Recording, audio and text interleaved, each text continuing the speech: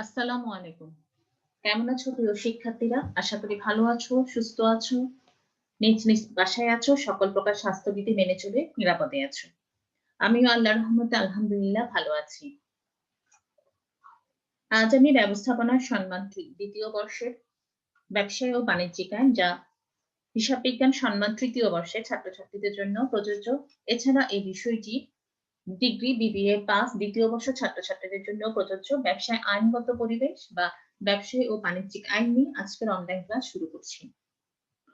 আমরা এই বিষয়টি নিয়ে ধারাবাহিকভাবে ক্লাস করছি। তার ধারাবাহিকতায় আমরা চুক্তি থেকে শুরু করেছিলাম। এখন আমরা চুক্তির যে স্বাধীন সায় বা স্বেচ্ছাসায় আছে সেটা নিয়ে আলোচনা করছি।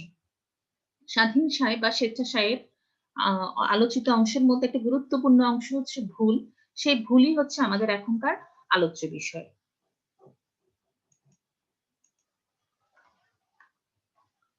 আমি সৈয়দা ফারহানা জাহান, প্রভাষক, ব্যবস্থাপনা বিভাগ, ওমর গনি এমইএস কলেজ, চট্টগ্রাম। আজকে আমরা যে বিষয়গুলো নিয়ে আলোচনা করব, ব্যবসায় আইনগত পরিবেশে স্বেচ্ছাসায় বা স্বাধীন সায় অধ্যায়টির ভুল কি, ভুল কিভাবে চুক্তির বৈধতাকে ব্যাহত করে, ভুলের পরিণাম, পরম বিশ্বাসের চুক্তি। এই আলোচনার মধ্য দিয়েই স্বাধীন সায় বা স্বেচ্ছাসায় অধ্যায়টি শেষ হবে। তাহলে আজকের আলোচনাগুলো একটু জানার এবং বুঝার চেষ্টা করা যাক। প্রথমে আসো ভুল কি? কোনো বিষয় বা তথ্য সম্পর্কে ভ্রান্ত বিশ্বাসকে ভুল বলে। অর্থাৎ যেকোনো বিষয়ে মিথ্যা ধারণা করাকে ভুল বলে। ভুলের বশবর্তী হয়ে চুক্তি সম্পাদন করলে তা স্বেচ্ছা প্রদত্ত সায় দ্বারা চুক্তি বলা যায় না। উভয় পক্ষ একই বিষয়ে একমত হলেই চুক্তি হয়। চুক্তিতে ভুল থাকলে দুই পক্ষের নিকট একই জিনিসের একই অর্থ থাকে না। চুক্তি আইনের ২০-২২ ধারায় ভুল সম্পর্কে বলা হয়েছে, চুক্তিভুক্ত উভয় পক্ষ যদি চুক্তির অতি প্রয়োজনীয় তথ্য সম্পর্কে ভুল করে চুক্তি করে তবে ওই চুক্তি বাতিল হবে। অর্থাৎ ভুল করেও যদি কোনো তথ্য সম্পর্কে ভুল ধারণা দেওয়া হয় তবে সেই চুক্তিটা বাতিল বলে গণ্য হবে। তাহলে শিক্ষার্থীরা আমরা বলতে পারি যে যেকোনো বিষয়ে মিথ্যা ধারণাকে বলা, ধারণা তৈরি করা কিংবা ভুল বলা বা অনিচ্ছাকৃতভাবে ভুল বলা কিংবা ভুলের বশবর্তী ভুল কথা বলে চুক্তি সম্পাদন করা, তাহলে সেটা চুক্তি হবে না। এটা একটি বাতিলযোগ্য চুক্তি হয়ে যাবে। এরপরে আসুক ভুল কিভাবে চুক্তির বৈধতাকে ব্যাহত করে। অর্থাৎ ভুলের কারণে কিভাবে একটি চুক্তি তার বৈধতা হারায় সে বিষয়ে আমরা একটু জেনে নেওয়া যাক।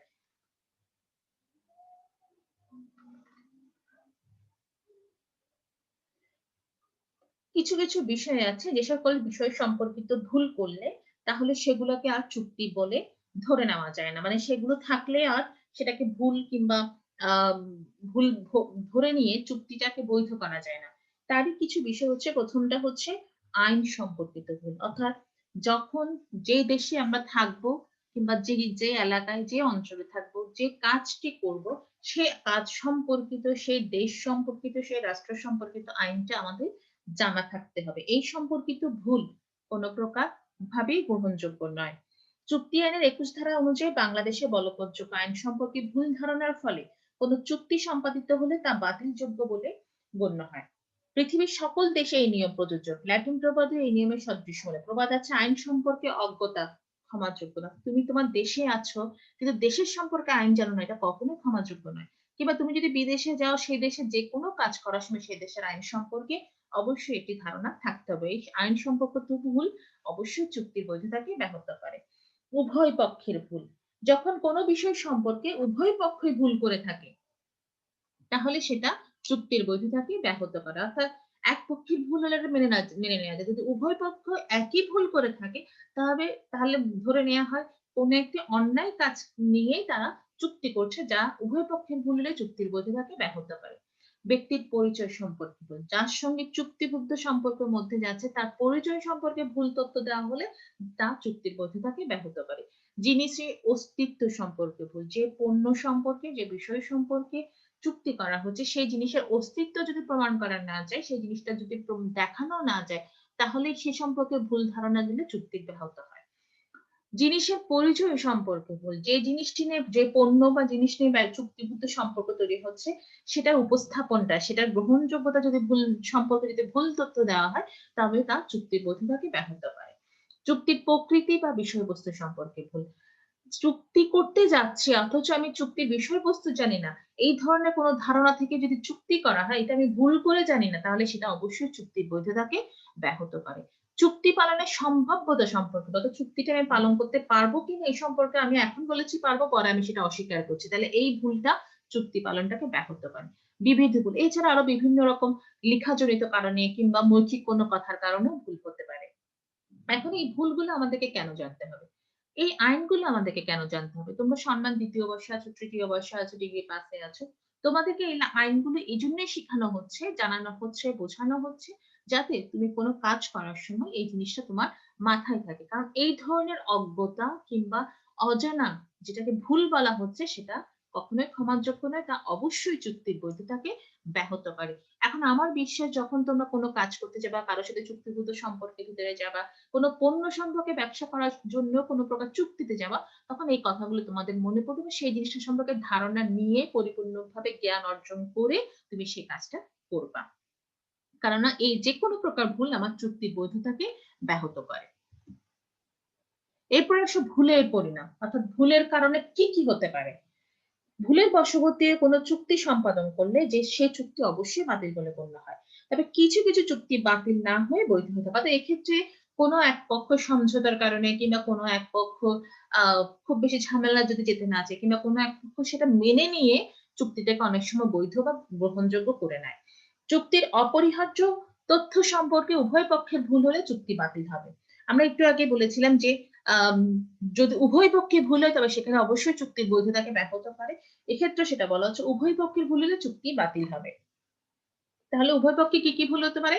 চুক্তির বিষয়বস্তু সম্পর্কে ভুল, চুক্তিবদ্ধ জিনিসের অস্তিত্ব পরিচয় সম্পর্কে ভুল এবং বিষয়বস্তুর মান, পরিমাণ, মূল্য, মালিকানা সম্পর্কে ভুল ইত্যাদি ক্ষেত্রে যদি উভয় পক্ষের ভুল হয় তবে এই সকল ক্ষেত্রে চুক্তিটা বাতিল হবে। এক পক্ষে প্রতারণার কারণে অপর পক্ষের ভুল। আমি তোমাকে ভুল একটা তথ্য দিয়ে তোমার সাথে চুক্তিবদ্ধ সম্পর্ক করতে চাচ্ছি ব্যবসায়িক ক্ষেত্রে। সেক্ষেত্রে যদি মূল উদ্দেশ্যটা হয়ে থাকে প্রতারণা, তাহলে তোমার যে ভুল বোঝার সৃষ্টি সেটার কারণে চুক্তিটা বাতিল হবে। কারণ ভুল তথ্য উপস্থাপনা বা প্রতারণার কারণে যে চুক্তিবদ্ধ পণ্য সম্পর্কে ভুল তথ্য দেয়া হয়, তবে এক্ষেত্রে চুক্তিটা ভুল হবে, বাতিল হবে। ব্যক্তির পরিচয় সম্পর্কে ভুল এবং চুক্তির ধরনের সম্পর্কে ভুল। এক্ষেত্রে প্রতারণাটা যদি মূল উদ্দেশ্য হয়ে যায় তাহলে তা অবশ্যই চুক্তিটা বাতিল হবে। বিদেশি আইন সম্পর্কে ভুল। আমরা কথায় কথায় বলে দিতে পারি ও দেশে কি আইন ছিল সেটা আমি জানি না। কিন্তু এই না জানাটাও কিন্তু একটা ভুল। বিদেশি আইন সম্পর্কে ভুল হলে তা অপরিহার্য তথ্য সম্পর্কে ভুল বলে গণ্য হবে এবং চুক্তি বাতিল হবে। অর্থাৎ সেই আইন সম্পর্কে যদি আমার ধারণা নাই বা থাকে তাহলেও আমাকে সেটাই আমার ভুল। কেন আমি ধারণাটা নেই আমার। তাহলে এক্ষেত্রেও চুক্তি বাতিল হবে। তবে কিছু কিছু ক্ষেত্রে চুক্তিকে বৈধ ঘোষণা করা হয়েছে। এক পক্ষের ভুল। বিষয়বস্তু মূল্য সম্পর্কে ভুল, বিষয়বস্তুর পরিচয় সম্পর্কে। অর্থাৎ এক্ষেত্রে যিনি চুক্তিবদ্ধ সম্পর্ক করছেন তিনি না। যদি পণ্য সম্পর্কে কোনো প্রকার ছোটখাটো ভুল ধারণা হয়ে থাকে তাহলে যেকোনো এক প্রকার সমঝোতার কারণে এক পক্ষে ভুল মেনে নিয়ে চুক্তিটাকে বৈধ বলা হয়। দেশীয় আইন সম্পর্কে ভুল, বাংলাদেশ আইন সম্পর্কে ভুল হলেও তা বৈধ চুক্তি। অর্থাৎ দেশে কোনো একটা বিদ্যমান আইন সম্পর্ক যদি সেটা খুব বেশি গুরুত্বপূর্ণ না হয়, ভুল থাকে, তাহলে সেক্ষেত্রে চুক্তিটা বৈধতা দেয়া যায়। তবে এক্ষেত্রে অবশ্যই ক্ষতিগ্রস্ত পক্ষের কথা বিবেচনা করে চুক্তির বৈধতা নিশ্চিত করা হয়।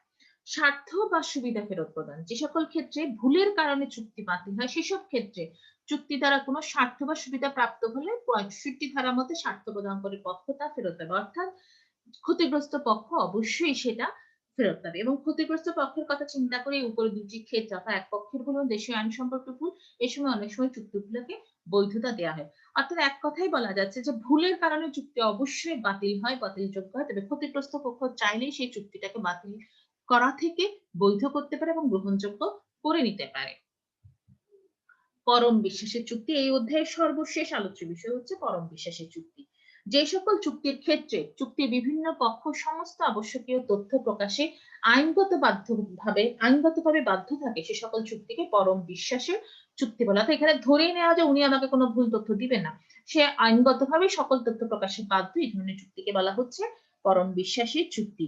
সে সকল চুক্তির ক্ষেত্রে কোনো পক্ষের যদি এমন কোনো গোপন তথ্য জানা থাকে যার দ্বারা অন্য পক্ষে চুক্তিবদ্ধ হওয়ার ইচ্ছা প্রভাবিত হতে পারে, অবশ্যই তা প্রকাশ করতে হবে। অর্থাৎ যদি মনে হয় যে এটা প্রকাশ হলে তিনি চুক্তি নাও করতে পারেন, তারপরও সেটা অবশ্যই প্রকাশ করতে হবে। এই চুক্তিকে বলা হচ্ছে পরম বিশ্বাসের চুক্তি।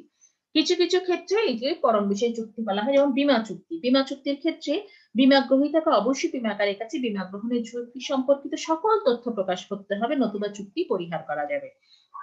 আস্থার সম্পর্ক চুক্তি, যুক্ত ব্যক্তিবর্গের মধ্যকার চুক্তি। অ্যাটর্নি মক্কেল, পিতা পুত্র ইত্যাদি ব্যক্তির মধ্যে পরম বিশ্বাসের সম্পর্ক থাকার কথা। সুতরাং এদের মধ্যে যখন চুক্তি হয় তখন প্রত্যেকের কর্তব্য সকল তথ্য পেশ করা। স্থাবর সম্পত্তি বিক্রয় চুক্তি। সম্পত্তি হস্তান্তর অধিনিয়মের 55/1 এর ক ধারা অনুসারে বিক্রেতা ক্রেতার নিকট তার সম্পত্তির সকল প্রকার গুরুত্বপূর্ণ ত্রুটি বা মালিকানার কোনো ত্রুটি যা বিক্রেতা জানে কিন্তু ক্রেতার পক্ষে সাধারণ প্রচেষ্টায় জানা সম্ভব নয় তা প্রকাশ করতে বাধ্য। অর্থাৎ পণ্যের কি সমস্যা আছে কিংবা স্থাবর সম্পত্তির মধ্যে কি সমস্যা আছে, সেখানে কি কি জটিলতা আছে যা বিক্রেতা জানে কিন্তু ক্রেতার পক্ষে জানা সম্ভব নয়, সেক্ষেত্রে তাকে সকল তথ্য জানানোটা বিক্রেতার দায়িত্ব। কোম্পানি শেয়ারের আবন্টন। যে সকল ব্যক্তি কোম্পানির অনুষ্ঠানপত্র প্রদান করে, কোম্পানি সম্পর্কিত সকল তথ্য যথাযথ প্রকাশ করে তাদের আইনগত কর্তব্য।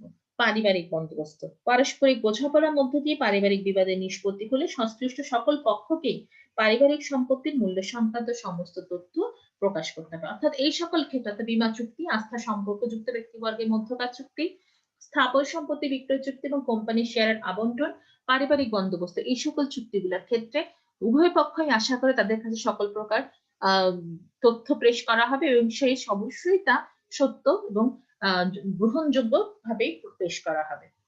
এই ধরনের চুক্তিগুলাকে বলা হচ্ছে পরম বিশ্বাসের চুক্তি। এর সাথে আমাদের চুক্তির অধ্যায়টির স্বাধীনসায় অনুচ্ছেদটি শেষ হলো। এই বিষয়ে যদি তোমাদের কোনো জিজ্ঞাসা থাকে তোমরা অবশ্যই পোস্টের কমেন্টে জানাবে। তোমাদের সকলের সুস্থতা কামনা করছি। ধন্যবাদ। আমার সকল ক্লাস উক্ত ইউটিউব চ্যানেলে পাবা। মাননীয় অধ্যক্ষ মহোদয়ের যেকোনো প্রকার নির্দেশনা প্রিন্সিপাল ও মরবিনী এমইএস কলেজ অফিসিয়াল পেজে পাবা। আমি সহ সকল বিষয়ভুক্ত শিক্ষকের ক্লাস অনলাইন ক্লাসরুম অফ মরবিনী এমইএস কলেজ EIAN 104300 চট্টগ্রাম এই পেজে পাবা। সবাই ভালো থেকো। আল্লাহ হাফিজ।